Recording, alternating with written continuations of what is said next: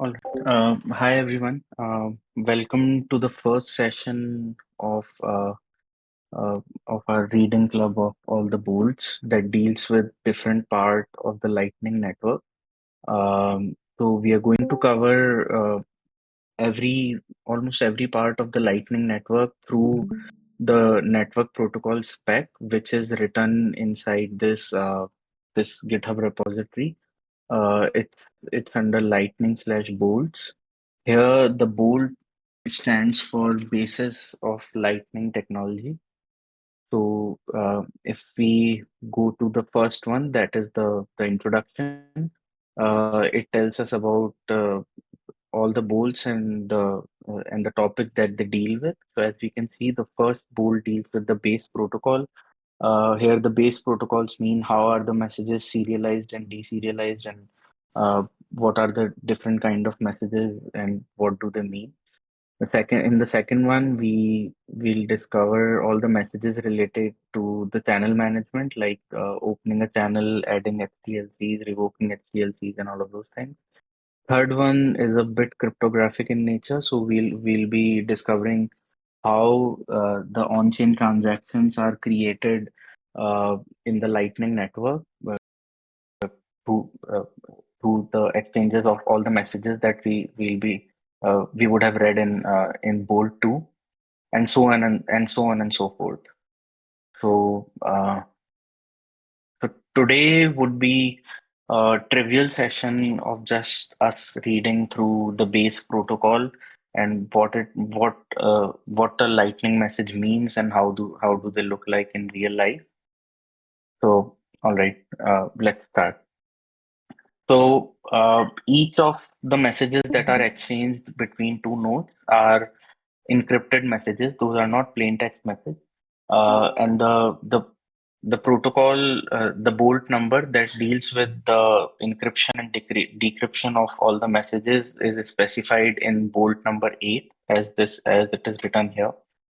So after decrypting the Lightning messages, what they mean and how do we deserialize them is what we are going to discuss in this one. Uh, so the first point it mentions is the port number. So each node in the Lightning network creates a TCP connection between them to exchange all the messages. For the mainnet, for the Bitcoin mainnet, we use port 9735 on the node. For testnet, we use this port, and for SIGNet, we use this port. These are just conventions.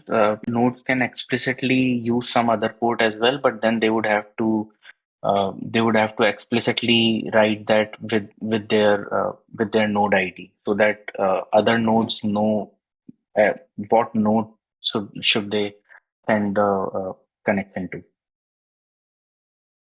Can you The zoom in a first, little, Aditya? so is Yeah, it fine now? Uh, yeah, it's perfect now. all right. So the first section of this bolt is connection handling and multiplexing. So between each node there would be one TCP connection. Um, and as you might all already know that there could be multiple channels between two nodes. So each channel messages includes a field called channel ID. So even on a single connection, we would be able to handle multiple channels between two nodes. That is why we just use a single connection, and all the messages are multiplexed over this single connection. Now we'll look at the Lightning message format and how do they look. So after decryption, we'll look at how we encrypt and decrypt the messages when we cover Bolt 8. But for today, we are just going to discuss the messages. So after decrypting the messages which are received on the Lightning node, all the Lightning messages look something like this. So they have this type, which is a 2 byte big endian field, which indicates the type of the message. Then a payload. A payload is a variable length data payload that has all the data that we want to deserialize, which should match with the type as well. So imagine if we are going to look at one of the messages which is called the init message and see what these mean.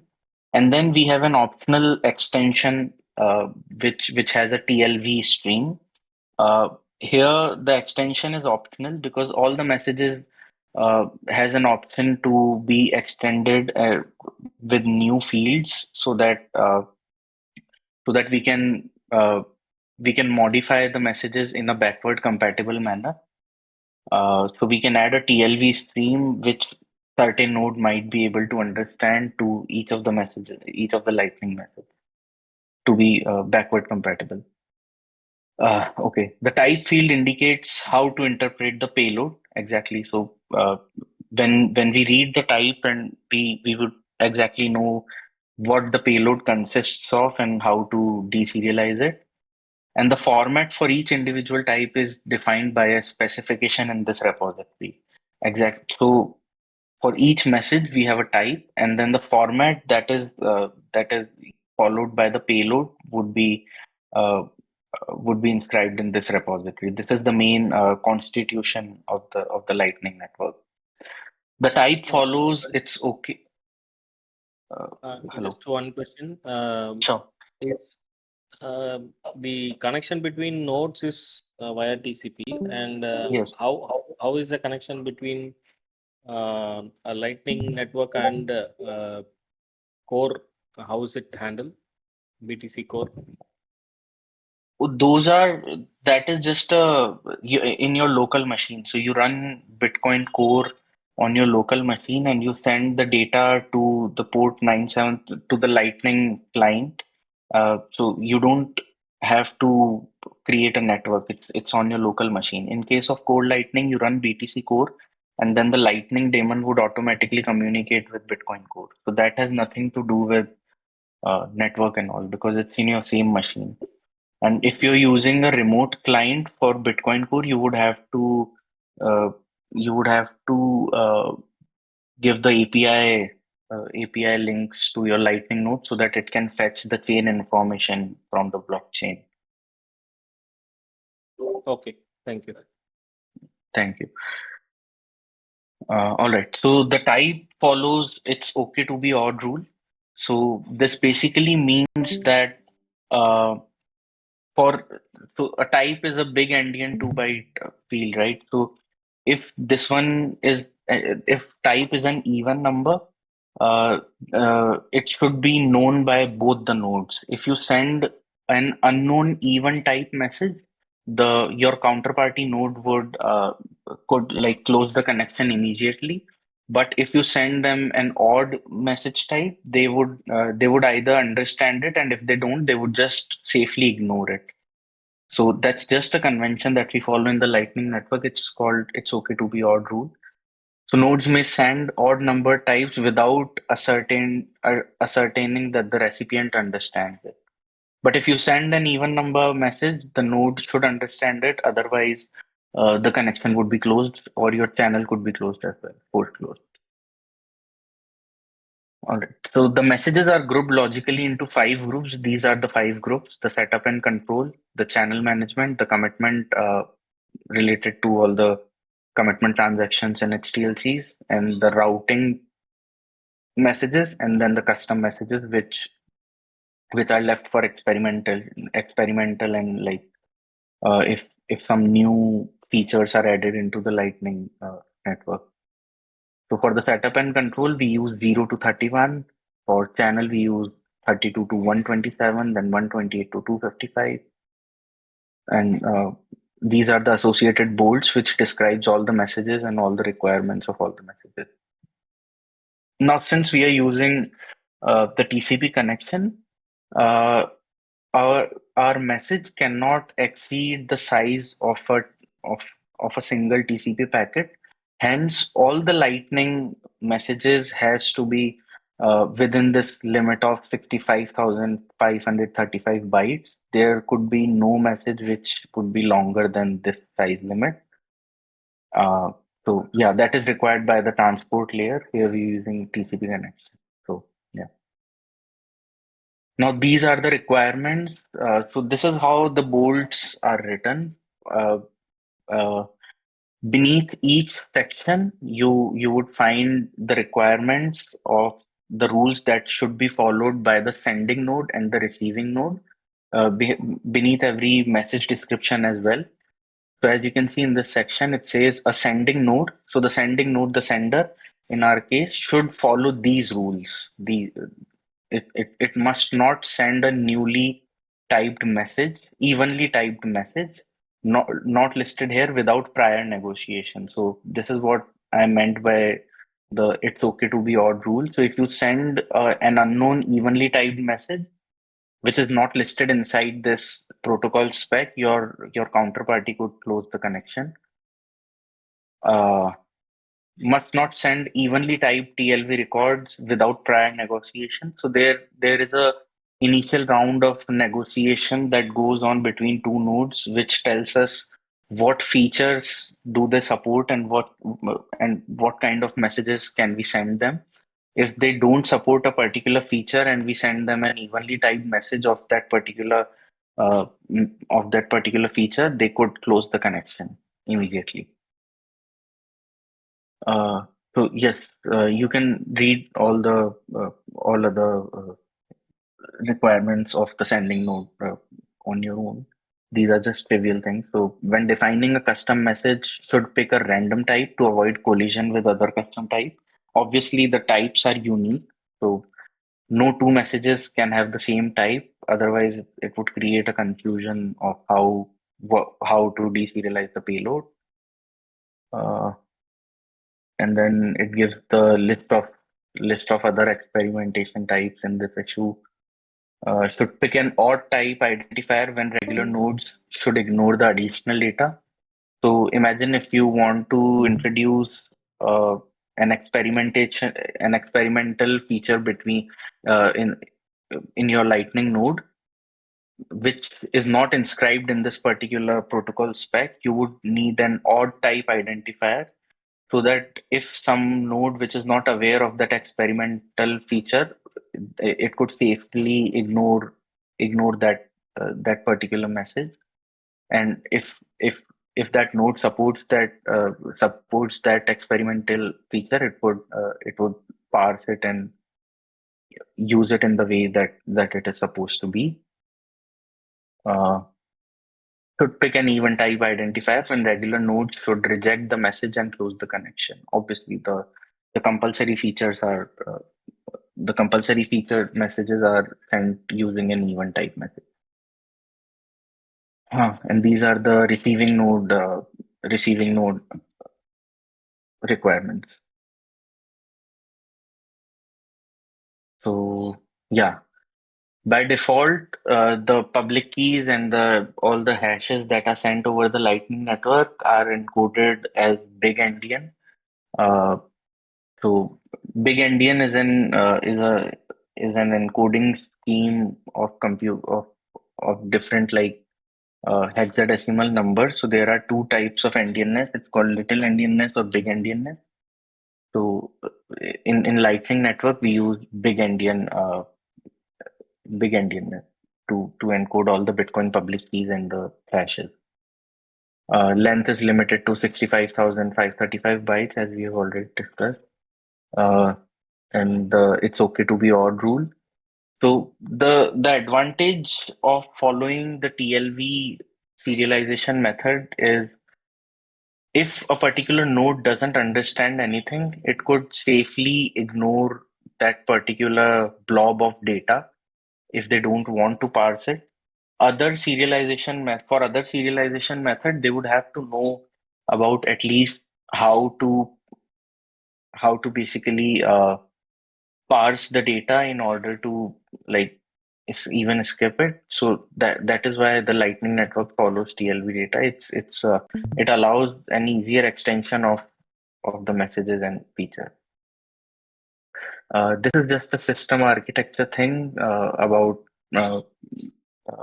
sending the message data on an 8 byte boundary. So this has little to do with the network specification. So now, yeah, if there is any doubt, please feel free to interrupt me. All right. So the next section, we are going to read about type, length, value, format. So throughout the protocol, a TLV format is used to A allow for new backward. question, Yeah, Aditya. yeah. So are there other formats like TLV which is popular and are in use in Bitcoin? Like I've only heard of TLV, so just curious. In Lightning, we use TLVs. In Bitcoin, I haven't read. I'm not very aware of what they use, but obviously there are other serialization methods also which are used in some other networks. We don't know what like email uses, or and there are like many protocols in the world. So there are different types of serialization method, but in Lightning we use TLV.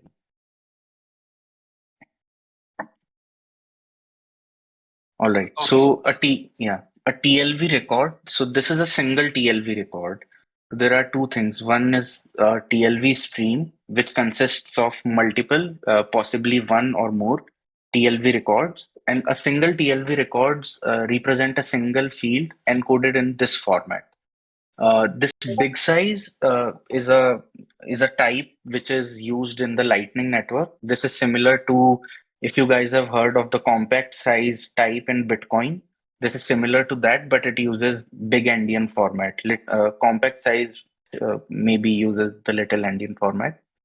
So we use big size type uh, number which represents the type. Then again a big size type number which represents the length, and that particular length we have the value of the field that we are supposed to serialize in this TLV record. A TLV stream is a series of TLV records represented as the concatenation of encoded TLVs. So yeah, a TLV stream basically consists of many TLV records concatenated. The type is encoded using the big size format. We use the big size format because it allows us to write numbers in a compact manner. So we'll look at how big size format looks like and what are the advantages of it in in the later sections. It functions as a message-specific 64-bit identifier for the TLV record, determining how the contents of value should be decoded. So that's what we have discussed before as well, that the type tells us how to decode the data. Type identifiers should be below 2 to the power 16, are reserved for use in this specification, and the identifiers that are greater than it are available for custom records. That these are just conventions. Any record not defined in this specification is considered a custom record. Yeah. So those are experimental features only, which are not yet defined inside this spec. Length is also encoded using the bit size format, and which represents the size of value in bytes, and then the value. Yeah, then these are just the requirements. You can go through it. These are just trivial things that you should follow if you're writing your own Lightning client. You will have to strictly follow all the requirements that are written in it. Yeah, so we have already discussed the advantage of using TLV. So that a reader is able to ignore new fields that it does not understand, since each field carries the exact size of the encoded element. So without TLVs, even if the node does not wish to use a particular field, the node is forced to add the parsing logic for that field in order to determine the offset. So that is why we use TLVs, because we can create, we can expand the meaning of all the messages. Uh, in a TLV stream, we concatenate all the TLV records in increasing order. So each message type should be in increasing order inside a TLV stream. That is what it says. The strict monotonicity constraint ensures that all types are unique and can appear at most once. So there can't be a duplicate type TLV record inside a TLV stream. Uh, Yeah, all types must appear in increasing order to create a canonical encoding of the underlying TLB record. Uh, this is crucial when computing signatures, obviously. So you sign the messages. So uh, if you if you serialize the method in some other way, your signature won't be verified. So it's important that we create a TLV stream you following this convention that the type should be in increasing order, as it ensures verifiers will be able to recompute the same messages uh, as the signer to verify the message. Uh, yeah, so that's yeah. So now we proceed to the next section, which deals with all the fundamental types inside the message specification. Here, a byte, as the name suggests, only mean an 8-bit byte. S8 means an 8-bit signed integer. So the prefix S stands for sign and the signed, and the prefix U stands for the unsigned integers, and the number following it represent the number of bit that is supposed to be included in the number. So S8 means signed 8-bit integer. U16 means unsigned 16-bit, that is 2-byte integer. Uh, S16 means signed 2-byte integer. Here, if you guys don't already know, the signed bits are represented in two's complement, in the standard two's complement. The signed integer basically uh, means that you can represent a negative number into them, and unsigned means you can't represent negative numbers into them. So hence the ranges of unsigned integer are more than the range of the signed integer. So these are just fundamental types. If you guys are aware of the binary number system, you would be able to understand all of these. Signed integer use standard big endian 2's complement representation. Yeah, so this is just the representation method for signed integers. So you can represent negative number only through a signed integer in a big endian format. In Lightning, we use big endian format. For the final value in TLV records, truncated integers may be used. Leading zeros in truncated integers must be omitted. So TU16 means truncated unsigned 2-byte integer. TU32 means truncated unsigned 4-byte integer, and so on and so forth. When used to encode amounts, the previous fields must comply with the upper bound of 21 million BTC. So yeah, obviously we have the amount field in many of the messages, so we should be able uh, to create indicate the upper bound of 21 million BTCs in those as well. So Satoshi's amount must be at most this, and Millisat's amount must be at most this. So these are the hexadecimal representation of the maximum number of Satoshis that you can represent inside an invoice or your channel capacity and all of those things. And then these are some data types which are specific to the Lightning Network or the Bitcoin. That is the chain hash. The chain hash represent the chain that your node is running on. That is the main net or the signet or the test net. Then the channel ID SHA-256 is just a 32-byte hash, and then a signature or a BIP346. So these are data types that you should know if you want to deserialize a Lightning message. Big size, as we have discussed, is a variable length unsigned integer similar to Bitcoin's compact size encoding, but it is represented in a big endian format. We can discuss more about big endian and little endian if you guys want at the end of this session. So above we had the signature and a BIP 340 signature. So I'm assuming the signature is the ECDSA signature and BIP 340 signature is the Schnorr signature, is it? Yes. It says here signature is a 64-byte elliptic curve signature, and BIP 346 is a 64-byte elliptic curve Schnorr signature as per BIP 340. Right. Thanks. Yeah. Sorry. All right. So now we are going to discuss the first message uh, of our series. That is Yeah, the you init had a question. message. Uh, Peter, you Yeah. had a question? Yeah, sorry, I have a question. So, go back to the SHA-256. I Yes. saw SHA-256. Yeah, so it says 32 by SHA-2. So does that mean it's a double hash of SHA-256? Or it's just a single Uh, hash of 256? it represents a 32 byte hash, a single SHA-256 hash. Okay, okay. Yeah, All right. it doesn't mean double hash as far as I know. Yeah, I don't know why have they used SHA-2. All right, the algorithm that they use is SHA-2, but the Okay. hash that it outputs is a 32 byte hash. So I guess that is why they have used SHA-2 256. All right, thank you. All right.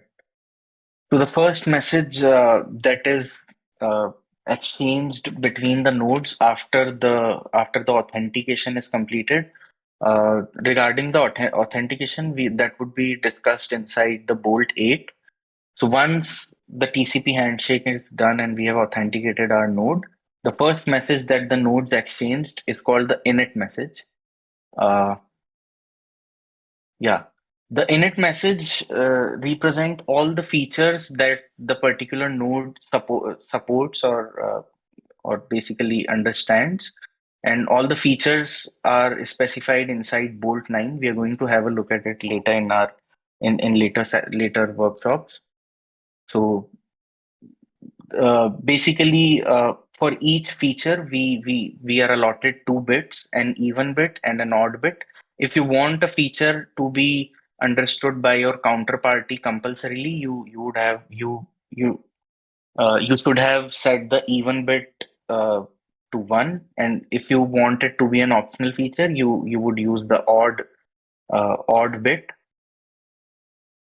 So a feature is offered if a peer set it in the init message for the current connection as either even or odd.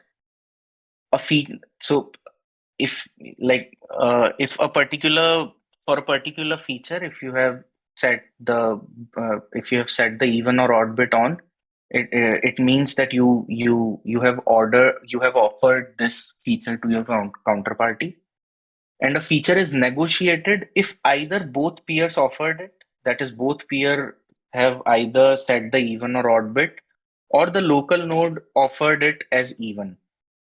So obviously, if I have set an even bit on for a particular feature, you would have to understand it, that otherwise you would close the connection. It can assume that the peer supports it, as it did not disconnect as it would be required to do. If you receive an even bit on for a feature that you don't understand, you would close the connection immediately. So if you send a even bit on for a feature and your node doesn't disconnect, it means you have negotiated the feature. So this is how the init message looks like. The number that is associated with this message is 16. Then the data, the payload is serialized in this manner. It says GFLEN, global feature length, which is represented to an unsigned 2 byte number. Then that particular length into byte are the length of the global features, and then the feature length, which represent the features, and then a TLV stream, which is called the init TLVs, and it has these two types. The first one is network. Network includes the chain hash that you're dealing with. If you are on like testnet or signet, you would use your testnet chain hash here, and if you are on mainnet, you would use the mainnet chain hash here, and then the remote address. Uh, the optional networks indicates the chain the node is interested in, and the optional remote address can be used to circumvent net issues. All right, so yeah, these are optional because they are TLV streams. Aditya, Yeah, uh, where does the uh, chain hash, where does the node get its chain hash? Does it compute it or? it's a static value for each blockchain. For the mainnet, So it is derived using the block hash of the Genesis block of each chain.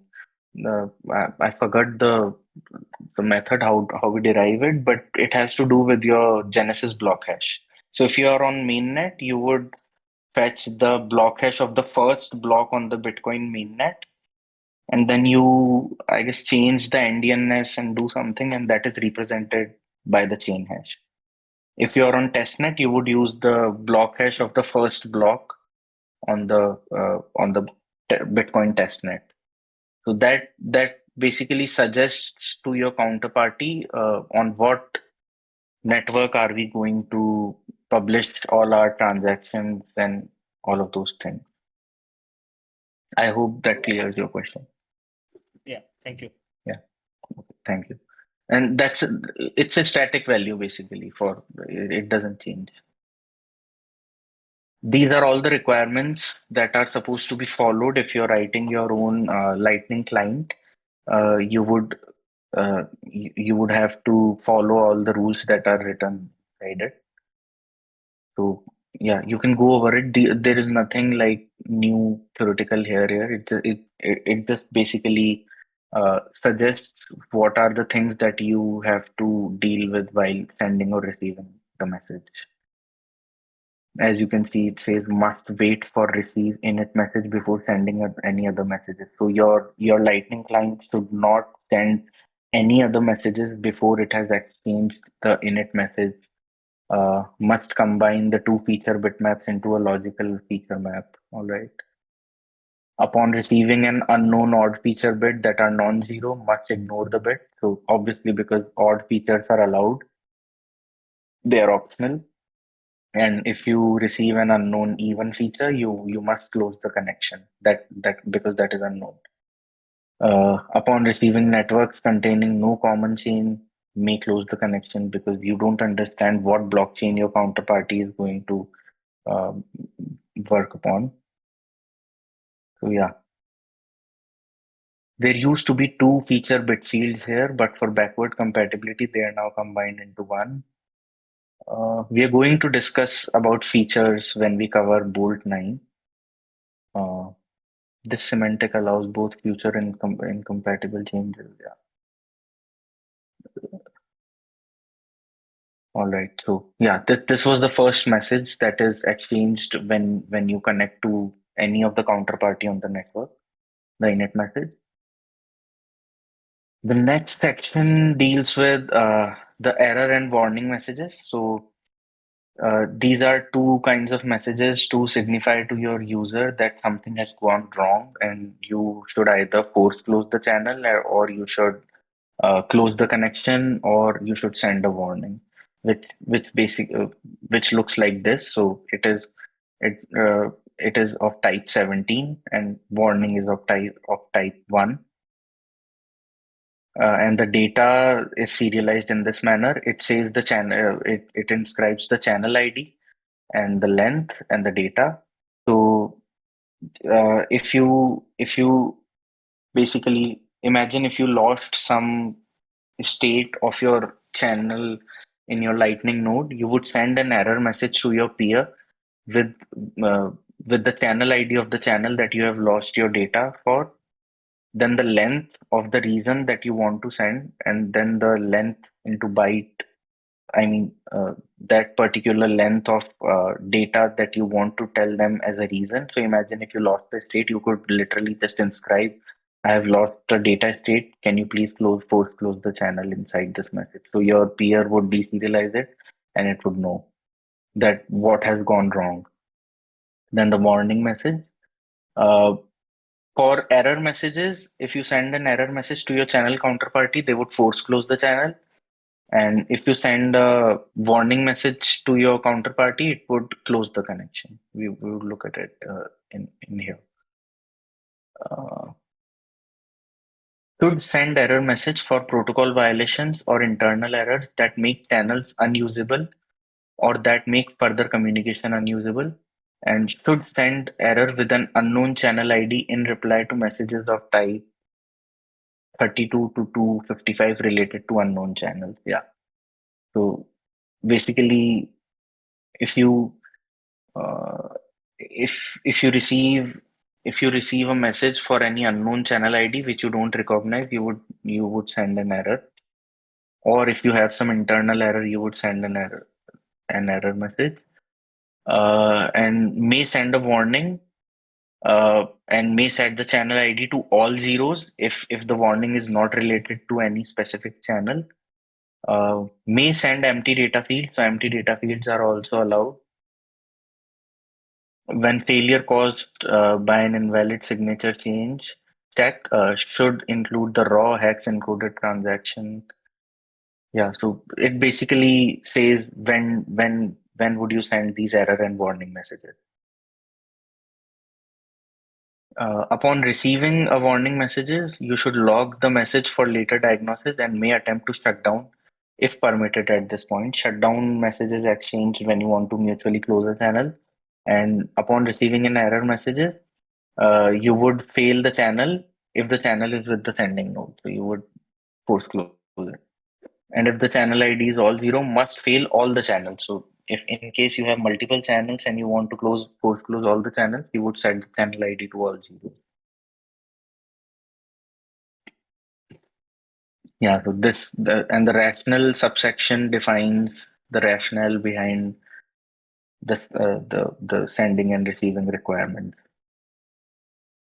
Yeah, so error and warning messages are quite trivial messages, so there's nothing like complex rationale in this. So as you can read, there are unrecoverable errors that require an abort of conversation. If the connection is simply dropped, then the peer may retry the connection. So you basically send an error or warning message to tell them that something has gone wrong. Then the control messages. The control messages are normal ping pong messages, just to keep your TCP connection alive. So imagine if for a long period of time you haven't exchanged any message with your counterparty, and if you want to know they are alive, you would send a ping message, and in return you would get a pong message. It's a simple message which has uh, like any number of bytes of any gibberish data inside it. As you can see, the data which could be ignored, and then you get that gibberish data again in form of the pong message. So you would know that your TCP connection is alive and you're connected to your user. Nothing important here as well. And obviously, as we have already discussed, the size of a lightning messages cannot exceed this particular number. So the largest possible message is this. So the first byte represent the type, and then we would represent the length. So the 4 bytes are reserved for that, and 65,531 bytes are reserved for the data that you could send inside the message. Connections between nodes within the network may be long-lived, as payment channels have an indefinite lifetime. So yeah, that is Is why there a limit for hops as well? All right, so there's a limit. So if I have an onion message, it'll have Mhm. multiple layers, right? So that entire Yeah. onion message can contain 65531 bytes of data. Is there also Yeah. a limit to the number of hops that the message can route through? I guess it should have, but it won't be constant because that depends on the length of the message that you want to send over to the network. Although I'm not very sure, but I would look at it and get back to you maybe. But yeah, Okay. Like there's from also what a I limit know, to the yeah, yeah. yeah, go ahead. There's also a limit to the layer of I mean this is the limit for the entire message right now. An onion message Yeah, contains of multiple layers. So there's also a yeah, limit to a layer, I believe. I cannot recall it 64 bytes or something. I'm not really sure, but there's also a limit to the layer. yeah. This particular number is basically 64 byte only, KIB. So eh, eh, I think I didn't understand what you meant by layer. So like an onion message has multiple layers, right? Yes. Between each layer, right? Okay. Yeah. So if like all the layers inclusive, if an onion message, if I'm sending an onion message, that onion message cannot exceed 65535 bytes, right? So this is including all the layers. If I have an onion message that I'm going to route through 10 nodes, okay, so I need 10 layers now. So including Mhm. all the layers, the upper threshold is 65535, right? So this is the maximum amount of data that an onion message can contain in a Lightning network. So my question Mhm. was like, is there also a limit to the number of hops that a message can make? Like you can only route a message through 100 nodes or 200 nodes, or till you exhaust this entire limit. I'm not an expert on like the Onion protocol part of the Lightning Network, but from what I could deduce logically, your Lightning message is inscribed in your Onion message. So you serialize an onion with the Lightning message at the center. So I don't think the limit of your Lightning message would be of these bytes, I guess. But I would have to look at it. I'm not very All right. sure about this. Even Okay. like if the message limit would be of 64 KB, then obviously you would have an upper limit on the number of layers. But that depends on your message length. If your message length is uh, if your message length is like 60 KB, you have 5 KBs to serialize all the layers. So you can't have infinite layers in 5 KBs. That's what I guess, but I'm not sure what it is exactly. But I'll get back to you. That's All right, an fine. interesting question, actually. All right. Yeah, Um, thanks, John. thank you. Um, yeah, so these are all the messages that are inscribed in the bolt one, the init message, the error and warning message, and the ping pong messages, and the scheme that we follow to serialize and deserialize them. That is the TLV serialization method. Now, after all the messages and all the theoretical part, every bolt has some test vectors also. So if you are trying to make your own Lightning client, when after writing your own code following all the requirements inside the bolt, you would have to use these test vectors as a test for your code. So basically, your particular code should be able to produce identical results that are inscribed in the test vectors. And if your code passes all the test vectors, uh, you could be relieved that your code is correct and it is not doing something that it is not supposed to do. So these are all the test vectors. We are going to follow some of them and see how that works.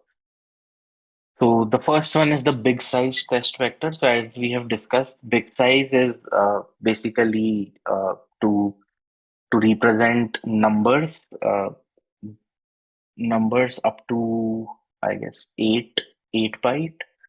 Yeah, and the advantage of using big size is you could have variable length numbers. So if you imagine if you get a message, if you get a hex string of of any number of length with, and I tell you that this is encoded using the TLV method. Now, how would you know the number of bytes that you are supposed to take up as the length of the type? So it could either be 1 byte or 2 byte or 3 byte or 4 byte. So big size tells us that. So I'll hop over to Chat GPT. I've asked this question to Chat GPT and it has given me some good examples for this. Uh, Wait, I'll zoom in. I hope it's visible. Yeah, it's So visible now. yeah, so for numbers up to 252, you just directly represent them using a single byte. For numbers from 253 to 65K, you would prefix them with this FD followed by a two byte representation of the value. 2 byte is 16 bits, and you can represent these many numbers in 16 bits. So if you receive a hex message which is starting with an FD, you would know that the next 2 bytes represent the type of the message and it should be between these ranges. Uh, and then so on and so forth, basically. So you could represent up to this number in big size, and the length of your type would be variable. So you won't have to just like allot a 4-byte value even if you want to signify a number 252. So you won't have to prepend it with zeros. So this is the table. For numbers till 65K, which is which is what we follow in Lightning Network, we use an FD and then 2 bytes of the data which represent the number. So now let's hop over to the examples. So as you can see, 0 is represented as 0. A 1 byte high, like numbers which are smaller than 250, smaller than equal to 252, you represent them with a single byte.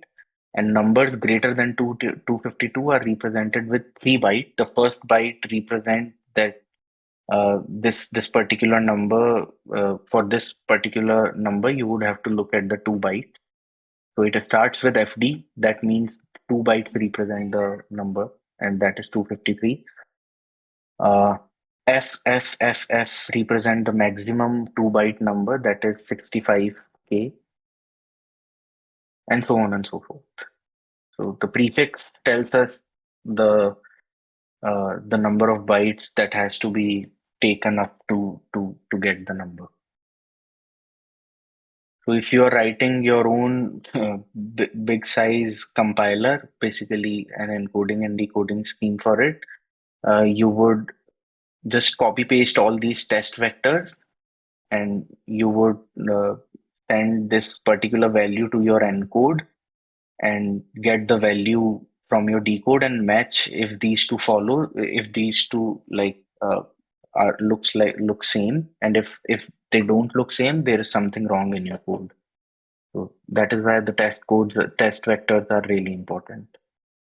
uh, yeah, they have given the function to write your tests as well here. As you can see, they are comparing it. So bytes.compare your output and then the bytes that are inscribed into the test vectors.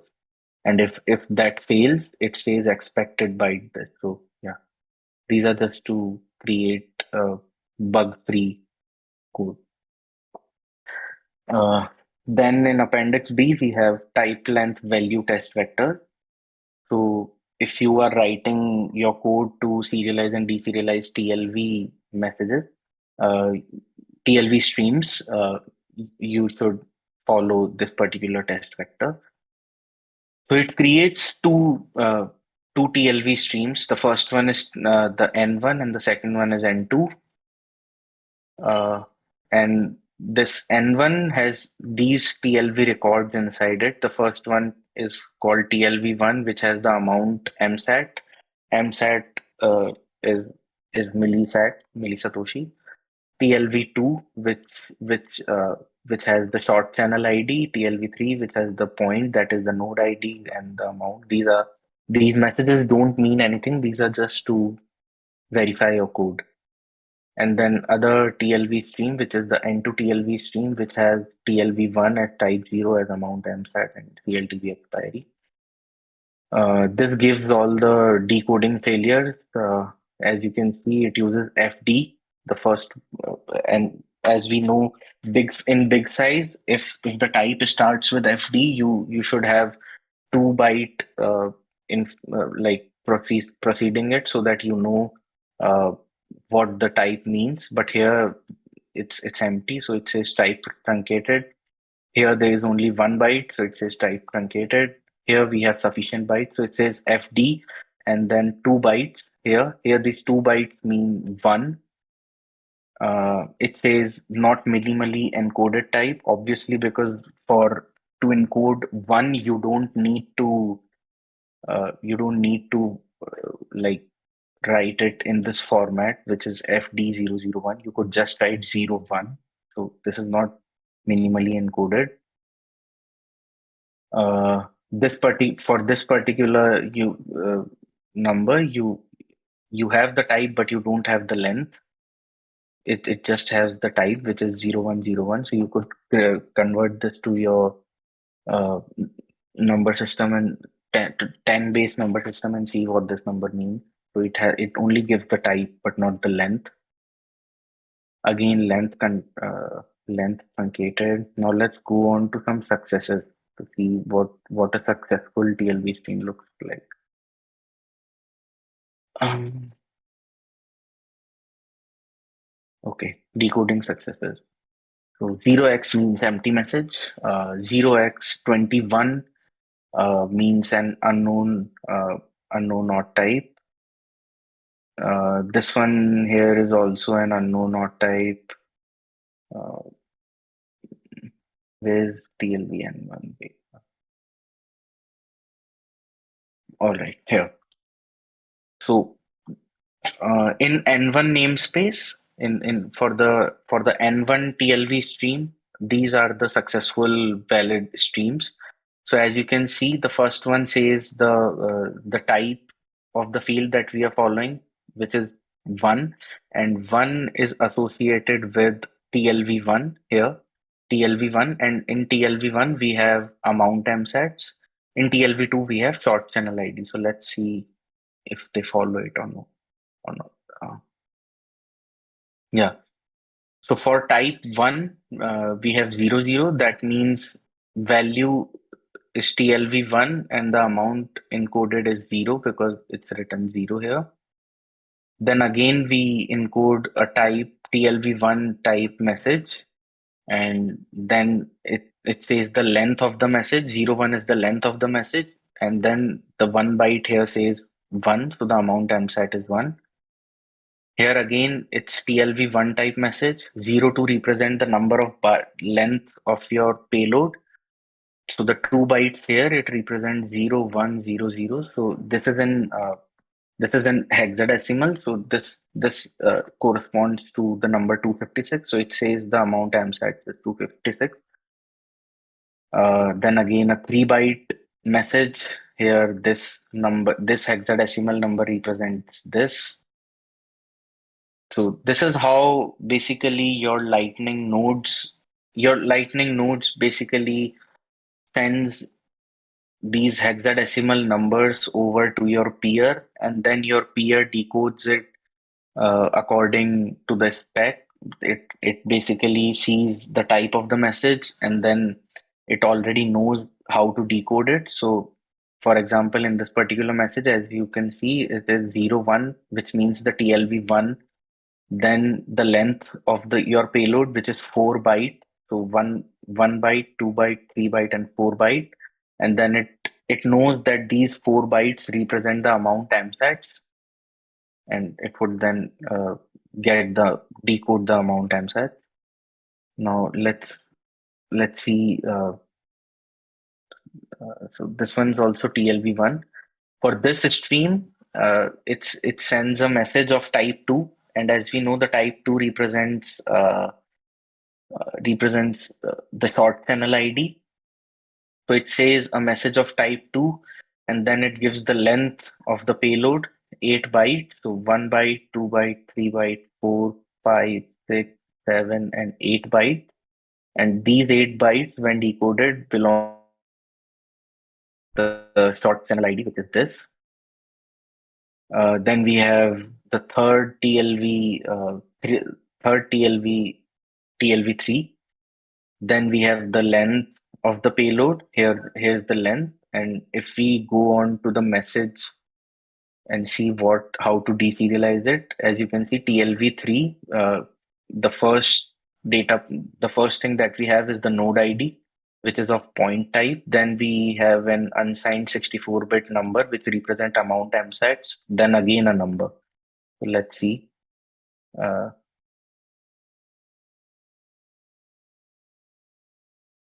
yeah. So a TLV3 type TLV record, the length of the payload is 31 byte, and then it deserializes your your payload. As you can see, the first 32 bytes belong to the node ID here. So it assigns it to the node ID. then it deserializes the first, since the amount MSATs was U64 and 64 means 8 byte. So it takes up the 8 byte digest and it assigns it to the amount MSAT 1, and then it again takes up the 8 byte remaining 8 bytes and it assigns it to the amount MSAT 2. So that is how these hex numbers are decoded into your message fields. So yeah, and then again we have your signed integer test vectors. So as a as an assignment, you guys could try like solving it on pen and paper or either writing codes to write the bolt one. By the end of it, if you implement all the bolts correctly, you could compile them to run your own Lightning client. So that is what basically all the clients that you know, Core Lightning or LND or LDK does. So they have implemented all the bolts, and that is how they communicate on the network and then create channel and do all the channel operations and node operations. There's a repository by Alex. Uh, I think he has implemented all the bolts. Uh, I can post the link in the chat if you guys want to see the code. So you can clone it inside your computer and see and play with all the functions if you want to like serialize your own TLB messages. And this is a JavaScript library, right? Yeah, this is JS library. So I think you could find Bolt 1 to Bolt 10, almost all of it, uh, using Alex's GitHub. If you guys have any doubt, you can unmute your mic and go on. One quick question is, so is all the bolts written in JavaScript? No, no. So in since you might already know, Core Lightning is written in C, LND is written in Go, LDK is written in Rust. So you could use any language to write the bolts, and that is not a restriction. But your code should follow all the guidelines that are inscribed into the bolt. Here, the bolt is basically uh, a, a kind of a constitution that you have to follow while writing your Lightning client. If you don't follow bolts, you're not a protocol. You're not following the protocol, and your channels might force close if you do something weird or anything. So that is why it is very bolts are the most important thing while working on the Lightning network. You should know uh, if you're following it or not. Are there no Rust crates for bolts? There might be Rust crates for Bolt. You would have to search for it on GitHub. I'm almost sure you would find one because while I was working on Bolt 12, I found Bolt libraries in JavaScript, TypeScript, Go, uh, and C. I guess C as well. We have some few of them written in C. Some people do that. If you don't find it, you can yourself write. Like that's a good project if you want to become a Lightning developer. That's a good starting project Yeah, if I you was don't wondering find like one. if it is not, there are no crates available. I was wondering if it is a worthwhile project to take up. Yeah, that's a good idea actually. So you can write a bolt. You can, um, in fact, there was this idea given to me by Rusty to write a routing node basically. So you just route the messages on the network.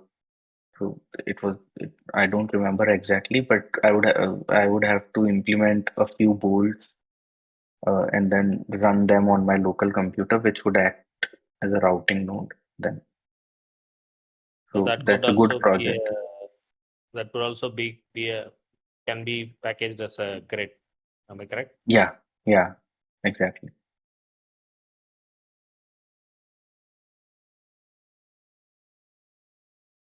So this was it for today.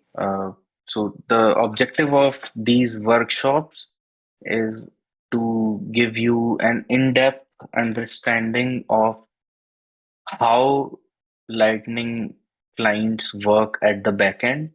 Today was just a preliminary introduction to the messages and what they mean, how to serialize and deserialize them. In the upcoming sessions, we are going to dive deep into what the transactions look like, what are the different kind of messages, what are their requirements, and what do they mean. For example, Bolt 3 deals with all the transactions that are published on chain, the four. So it gives you how those transactions looks like. So as you can see, this particular section deals with the commitment transaction, what's the lock time, what's the transaction input and output, and how do two nodes build a transaction interactively. So as we go further, it would get more interesting as we go on. This one was the first one.